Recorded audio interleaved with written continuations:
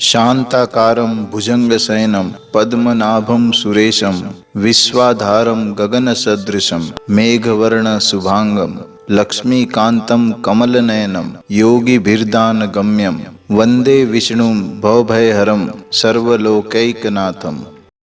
कृपया सब्सक्राइब कीजिए हमारे चैनल को तथा यह घंटी पर क्लिक अवश्य करें नया ज्ञानवर्धक वीडियो सर्वप्रथम देखने के लिए।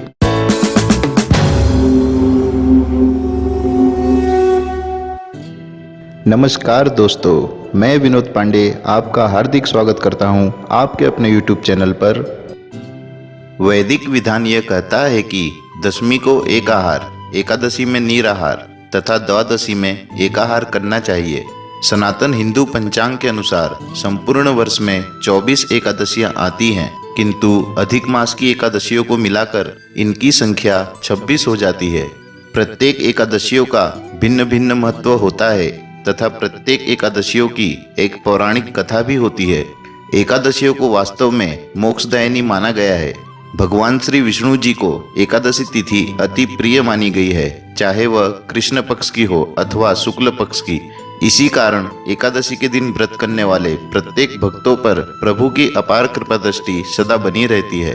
अतः प्रत्येक एकादशियों पर हिंदू धर्म में आस्था रखने वाले भगवान श्री विष्णु जी की पूजा करते हैं तथा व्रत रखते हैं, साथ ही रात्रि जागरण भी करते हैं। किंतु इन प्रत्येक एकादशियों में से एक ऐसी एकादशी भी है जिस एकादशी का व्रत साधक को उसके प्रत्येक पापों से मुक्त कर उसके लिए मोक्ष के मार्ग खोल देती है।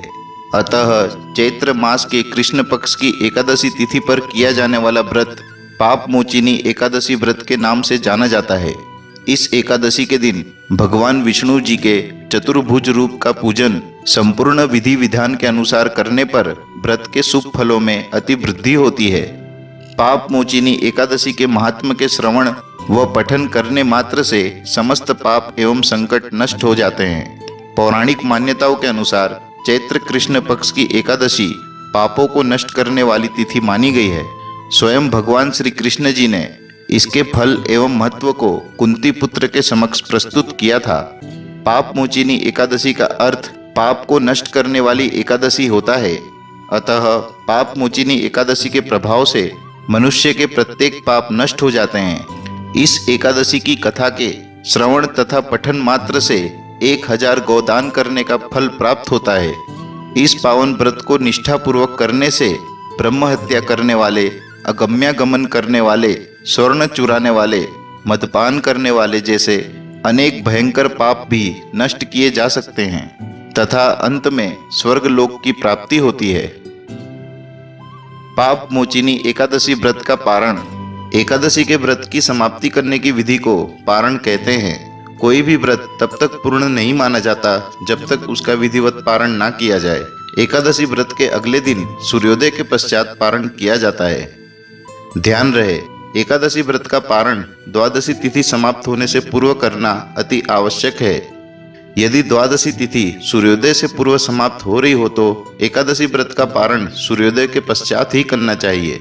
द्वादशी तिथि के भीतर पारण ना करना पाप करने के समान माना गया है। एकादशी व्रत का पारण हरिवासर के दौरान भी नहीं करना चाहिए। व्रत तोड़ने के लिए सबसे उपयुक्त समय प्रातः काल का होता है। व्रत करने वाले श्रद्धालुओं को मध्याह्न के दौरान व्रत तोड़ने से बचना चाहिए। जो भक्तगण व्रत कर रहे हैं उन्हें व्रत समाप्त करने से पूर्व हरिवासर समाप्त होने की प्रतीक्षा करनी चाहिए। हरिवासर द्वादशी तिथि की पहली 1/4 अवधि होती है। यदि जातक कुछ कारणों से प्रातःकाल पारण करने में सक्षम नहीं है तो उसे मध्याह्न के पश्चात पारण करना चाहिए। इस वर्ष चैत्र मास के कृष्ण पक्ष की एकादशी तिथि 27 मार्च रविवार की सायं 6:04 से प्रारंभ होकर 28 मार्च सोमवार की सायं 4:15 तक व्याप्त रहेगी। अतः इस वर्ष 2022 में पाप मोचिनी एकादशी का व्रत 28 मार्च सोमवार के दिवस किया जाएगा। इस वर्ष पाप मोचिनी एकादशी व्रत का पारण अर्थात व्रत तोड़ने का शुभ समय 29 मार्च मंगलवार की प्रातः 5:55 से 8:18 तक का रहेगा। द्वादशी तिथि समाप्त होने का समय दोपहर 2:38 का रहेगा। दोस्तों, हमारा आपसे निवेदन है कि यह जानकारी आप व्हाट्सएप या फेसबुक जैसे सोशल मीडिया के माध्यम से अधिक शेयर करें तथा हमारे चैनल को सब्सक्राइब करके हमारा मनोबल बढ़ाएं। वीडियो देखने के लिए धन्यवाद।